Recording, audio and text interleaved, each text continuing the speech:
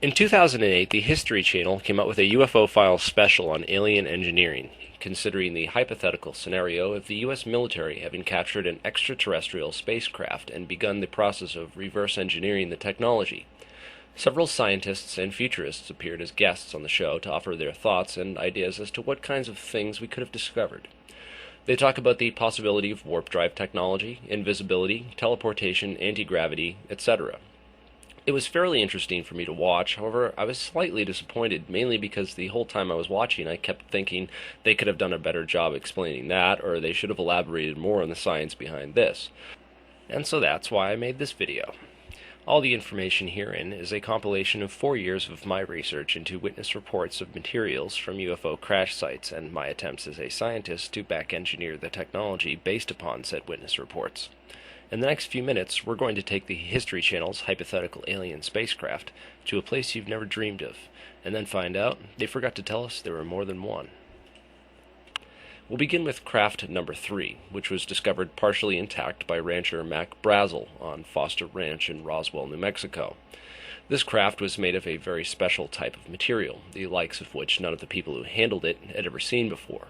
The craft looked a silvery, dull metallic gray from the outside, but from the inside the walls were completely invisible, except for the places where the craft had been damaged. The broken-off pieces were all quickly collected, and the debris, which was collected by townspeople, was confiscated from them. The entire crash and debris area was thoroughly searched, all the sand and dirt was dug up and sifted. General Ramey, the Canadian Air Force intelligence officer, then posed for some press photos with Major Jesse Marcel, the reporting Air Force intelligence officer, who was the first one on the scene of the crashed saucer. They snapped some photos of them holding pieces of balsa wood mylar and radar target, and thus the official weather balloon cover story was forwarded to the press.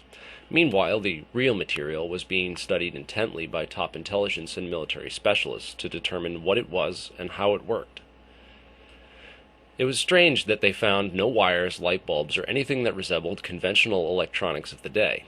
Eventually, samples were shipped to Sandia National Laboratories and Los Alamos and given to scientists who were told that they were reverse engineering Japanese or Russian technology and kept under strict national security oath. The scientists performed a battery of tests on the materials and found that some of the pieces had very interesting physical and optical properties. Some exhibited room temperature superconductivity, sometimes only when current or temperature flowed in a specific direction. Others would cause light to bend backwards and obey the left-hand rule whilst inside the material. This is known as a negative index of refraction. Then there was the memory foil, which resembled tin foil or mylar, only it was mirror smooth and would not crinkle even when you folded, creased it, or crumpled it up into a ball. It would unfold itself mirror smooth again. Even though the foil was just 16 atoms thick, it was almost impossible to cut, tear, puncture, or burn the seemingly flimsy material. But a material even stronger than that made up the skeleton of the craft. This proved impossible to cut through, even with a diamond-bladed saw.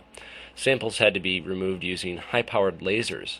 Piece by piece, and over a period of many years, they slowly came towards an understanding of the complex systems involved in the operation and underlying functions of the craft. Even though today, in the year 2009, we are still incapable of reproducing the technology on the level of complexity exhibited by the nano-engineered systems of the alien craft. Scientists have produced metamaterials and aperiodic crystallizations in the laboratory, and their potentials are well understood, but they are still a ways off from having what it takes to build a starship, anywhere close to the Roswell craft. You are the generation that needs to change that. So the skeleton of the craft is shaped something like this. The cockpit is located on the top, while the heavily reinforced ring-shaped section makes up the lower portion of the saucer-shaped craft. On the bottom of the craft was a chamber which held a sheet of memory foil with a radius of nearly a mile. This had been mostly ripped apart upon the high-speed impact and was found scattered everywhere across the ground, making up a majority of the crash debris area. This, as it turns out, helped the cover story tremendously, as most of the debris could be dismissed as mylar from a weather balloon. In reality, this was a nano-engineered reflective surface material which is believed to have functioned as a giant solar sail to collect sunlight energy. This is further supported by the optical properties of the skin of the craft, which appear designed to trap and redirect all electromagnetic waves striking its surface. The outer membrane is a film of layered photonic bandgap materials. Each layer is made up of a different type of metamaterial, which is tuned to trap a specific frequency of light while allowing higher frequencies to pass through to their respective layers. In this manner, each frequency can be separated out and redirected to the area which is needed. Visible frequencies can be directed to display on the inside walls of the craft, giving the illusion of the walls being invisible, but they can also function as super high-definition TV screens, recalling images or video captured and stored inside of quasicrystals which function as nanoscale memory cells. The surfaces can also function as touch-activated control screens, with menus appearing as holographic surface textures. But the coolest thing about it is that it doesn't require any electricity. The entire system, including computers, memory drives, logic gates, communication devices, radar, and weapon systems, functions entirely on ambient light energy, which can be amplified up to 100,000 times if the solar collector sail is fully extended in mid-space. High-energy electromagnetic solar radiation is converted into electrical energy via highly efficient photovoltaic cells. The energy is then used to rotate a special type of fluid at high speed inside of a centrifuge, effectively storing it as rotational inertia. The structural reinforcements of the craft were so dense in this lower ring section that it was estimated about 2/3 of the skeletal structure of the entire craft was comprised of this section alone. At an estimated strength of 72 million pounds per square inch, this much material reinforcement would be able to contain several trillion tons of force. In terms of a rotating liquid centrifuge, this amounts to nearly half a terawatt of energy, enough to run the city of Boston for a week. Within the ring is a hollow torus, which, to the dismay of the scientists, was completely empty upon discovery of the craft. It wasn't until much later that they figured out this chamber had been filled with liquid helium-3, which had leaked out and boiled off shortly after impact. The inner wall of the toroidal ring is lined with a specialized type of trimetallic quasicrystal, whose lattice structure creates a superconductor for thermal energy. Woven into the fabric of this crystal lattice are systems of tunnels, slightly resembling the veins and arteries of a human vascular system. But rather than transporting oxygen with hemoglobin, this system transports thermal energy using an intravenous refrigeration cycle. It carries the heat away from the outer torus towards a fusion reactor at the center of the donut. Shaped like an oblong spheroid and surrounded by another thick casing of the skeletal material, the reactor core collects all the waste heat energy of the ship and stores it in a plasma confined within a magnetic bubble. The hydrogen plasma is compressed and heated to billions of degrees where it fuses to create helium, an energy which can be used by the ship. The fusion reactor core provides power for the ship's main engine and also rotates as a counterbalance to stabilize it.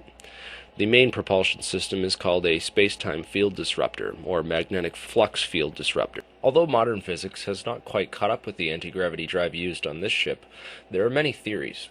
My theory goes something like this. Seeing as electric flux produces magnetic fields and mass flux produces gravitomagnetic fields, I thought that there must be something more to this mathematical relation. Many leading anti-gravity researchers are convinced that the answer lies in torsion physics. Here's how it works. While electric current produces magnetic fields, magnetic current produces torsion fields. Torsion flux, in turn, produces gravity fields, which emanate from any nested group of quarks, giving the illusion of a massive particle. If you then take these particles, which have measurable mass, and propagate them physically through space, effectively creating a mass flux, this would in turn produce gravitomagnetic fields.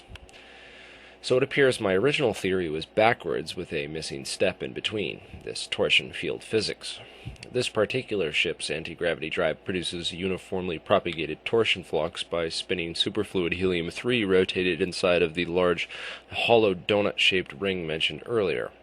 Super-strong magnetic focusing coils wrapped around this torus create exotic Cooper pairs within the rotating superfluid that behave according to the weird, non-intuitive laws of quantum mechanics. It is here, in the quantum world of pure statistical mathematics, that one can exploit the discrete anomalies of pure number theory and actually cheat gravity. But we'll go more into that in a future video. In fact, everything I've mentioned so far in this short video could probably have several PhD thesis studies done on it and still not cover everything. My goal was merely to show that the History Channel should think about contacting me the next time it wants to make a special on alien technology. They talk about invisibility and cloaking and didn't even mention metamaterials. I mean, come on. Anyways, thanks for watching. Don't forget to rate and leave a comment. Thank you.